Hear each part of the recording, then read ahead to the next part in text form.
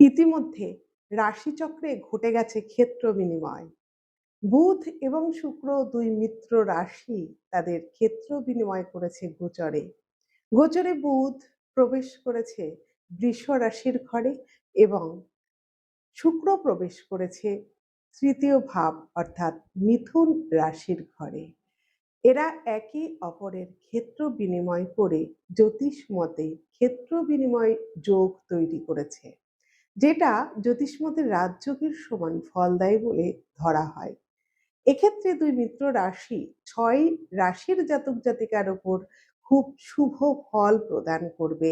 এটি আগামী ২৯শে মে পর্যন্ত অবস্থান করবে এবং ৬ রাশির জাতক জাতিকার জীবনে হঠাৎ পরিবর্তন, হঠাৎ অনেক যোগাযোগ এবং হঠাৎ করে আর্থিক উন্নতি এটা কিন্তু এনে দিতে পারে।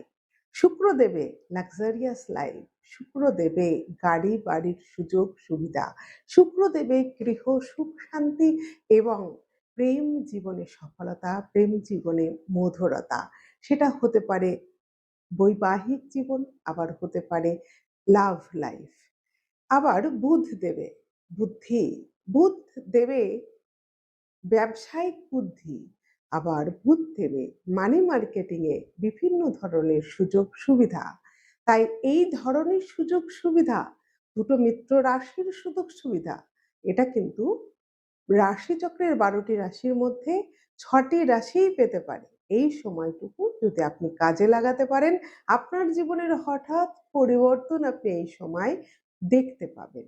যদি আপনার রাশিচক্রে বা আপনার ব্যক্তিগত জন্মছকে কোনো সমস্যা না থাকে, যদি আপনার জন্মছকটি ভীষণ পাওয়ারফুল হয়, যদি যথেষ্ট শক্তিশালী হয় আপনার চার্ট, তাহলে কিন্তু আপনি ২৯শে মে পর্যন্ত হঠাৎ পরিবর্তন, হঠাৎ উন্নতি এটি দেখতে পাবেন।